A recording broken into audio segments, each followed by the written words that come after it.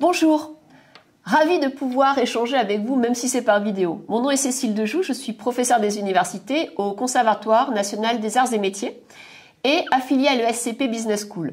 Mon métier c'est créateur de contenu et je le fais grâce à une chaire en ressources humaines, un observatoire sur le futur du travail, du management et des compétences. Il s'appelle le Learning Lab Human Change.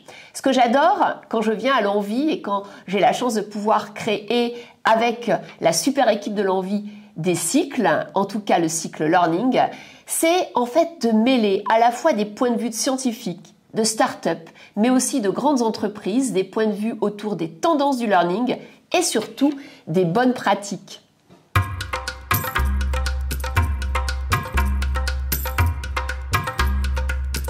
Dans le cycle Learning en 2023, nous avions 5 objectifs.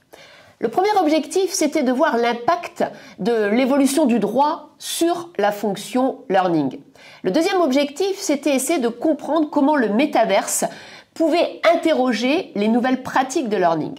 Troisième objectif, s'emparer des techniques des labs d'innovation qui changent complètement la figure de ce qu'on appelle les universités d'entreprise.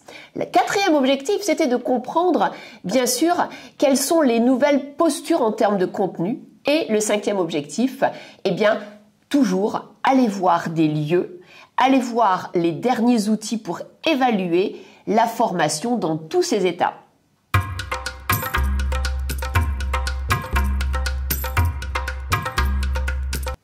Alors le learning se transforme. En tout cas, en 2023, il y a eu 3 grands changements. Le premier changement, c'était la consolidation des pratiques hybrides et le fait que le learning accompagne les collaborateurs dans une nouvelle façon de travailler autour de 2 grands sujets.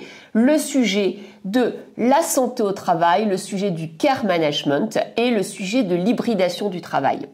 Ensuite, il y a une deuxième grande tendance dans le learning en 2023, c'est cette apparition du métaverse. Est-ce que c'est un effet buzz? Est-ce qu'en fait c'est un effet amplifié, intéressant sur lequel les directions de learning et de formation, d'innovation, en tout cas pédagogique, doivent investir? On s'est posé ces questions, on a donné des réponses et surtout on l'a illustré avec des beaux exemples.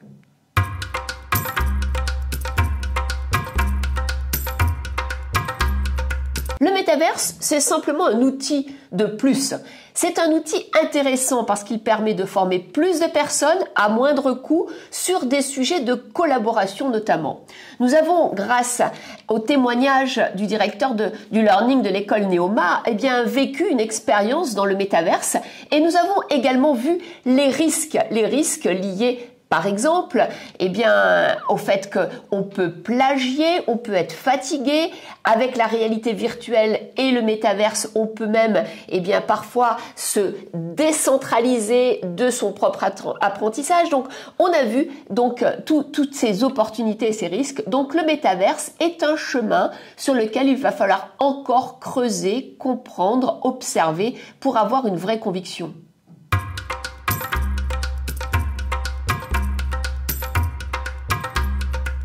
Alors les micro-moments, vous savez, c'est ce qu'on a pu observer dans la séance contenu. Ce sont des moments très courts d'apprentissage que l'on peut faire en autonomie ou dans le cadre de l'entreprise. Et très souvent, ce sont soit des jeux, soit des petites vidéos, soit des quiz afin de contrôler des connaissances qu'on a pu acquérir auparavant. Et l'idée du micro-moment, c'est qu'en fait, on va ancrer parce que l'apprentissage, c'est la répétition et donc on va ancrer une notion pour qu'elle devienne totalement automatique.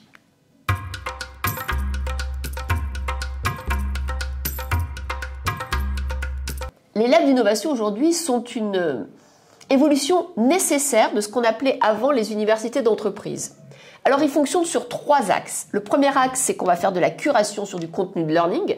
Le deuxième axe, c'est qu'on va en fait être au service des métiers, au service des managers, au service en fait de tout collaborateur qui veut monter une séance de formation, mais très précise et surtout très structurée.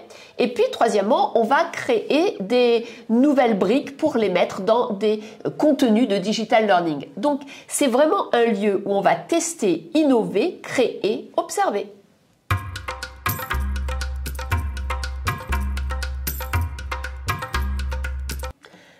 Aujourd'hui, on parle beaucoup des soft skills, mais c'est une grosse tarte à la crème et tout le monde dit toujours la même chose. Créer, communiquer, avoir l'esprit critique. Or, c'est pas du tout sur ces soft skills qu'il faut capitaliser. Il faut capitaliser, à mon avis, de mon point de vue, en fonction des recherches que j'ai pu mener, sur ce que j'appelle les compétences de centrage. Celles qui nous permettent de travailler dans ce nouveau monde qui va très vite et sur lequel il y a de plus en plus de violence qui nous attaque de toutes parts. Et donc, les soft skills à développer sont vraiment des soft skills liés à sa propre façon d'apprendre, à sa chrono-apprentissage. Et ça, c'est tout un parcours.